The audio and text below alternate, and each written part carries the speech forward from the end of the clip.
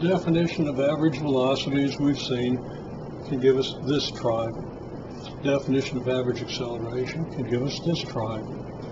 The fact that a straight line v versus t graph implies that average velocities, the average of initial and final velocities, gives us this triangle. And of course, that's the condition of uniform acceleration.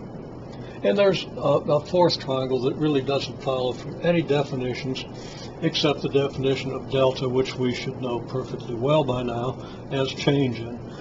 So it's very obvious that the change in velocity is the final velocity minus the initial velocity, but that does give us a fourth triangle that we kind of sneak in. And we've mentioned that before.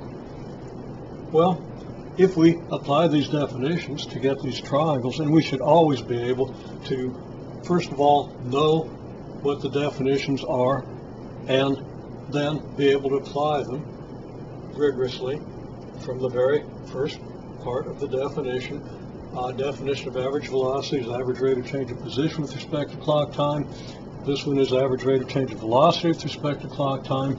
And this is just a property of a straight line graph that's very obvious if you draw it out. Okay, well, in doing this, you end up with 7 quantities. You end up with V bar, delta S, and delta T here. Well, that would be V bar here, delta S, and delta T. What's added here? A bar and delta V. So we have, and we write A instead of A bar because of this condition. The slope of that graph is unchanging, so the acceleration is unchanging. So the average acceleration is always equal to the acceleration. We don't need the bar to indicate average in this case, because of this assumption. Okay, anyway, we add A to the list, and we already had delta T, but we didn't have delta V, so we add delta V. So now we have just about everything except V bar. And now if we list all the variables in these 3 triangles here, we have this list. Now I write 5 of them in a different color than the last 2. Okay, as it's going to turn out, these 5 are sufficient to define the motion of an object on an interval, provided the motion is uniformly accelerated. And these 2 are ancillary in the sense that when we're trying to reason out these relationships, we're going to use these 2. Also, we need these 2 for the scheme to work. The scheme being, pairing works when we're given any of these 8 situations. I'm not going to read them all to you. I'll read a couple and show you how we list these situations. By pairing, I mean, okay, well, let's look at the first situation. First situation is where we know the initial and final velocity and the change in position. So we know the first 3 of these quantities. If we know those, if we know these, well, we can pair up V0 and VF in a couple of ways. We can pair it here and get V bar, so now we know V bar. And we can pair up V0 and VF and get delta V in a very obvious way. So now we know V0, VF, and all these, and we also know delta S because we were given that at the beginning, and that leaves us only delta T and A to get.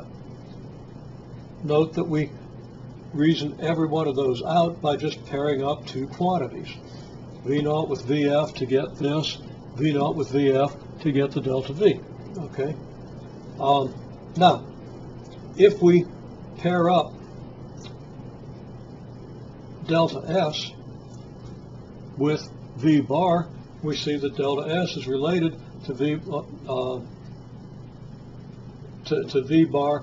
Well, if we pair up delta S and V bar, we have delta S and V bar, and that exists in a triangle with delta T, indicating, whether we think about exactly why or not, that these 2 quantities will give us this one. So now we're going to be able to find delta T.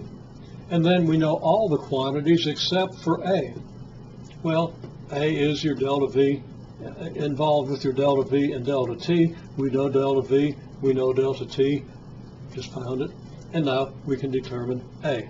So, in each of those lines of reasoning, we paired up 2 quantities in one of these triangles and found a 3rd quantity that we didn't know.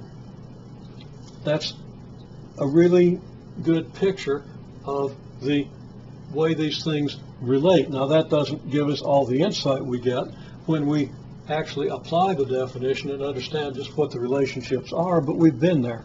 So presumably we can do that, and if not, this is going to give us more practice. Now, I list all the sets of 3 quantities for which pairing works, for which, given any of these, we can pair up 2 of the quantities with at least one of these triangles and get something new that we aren't already given.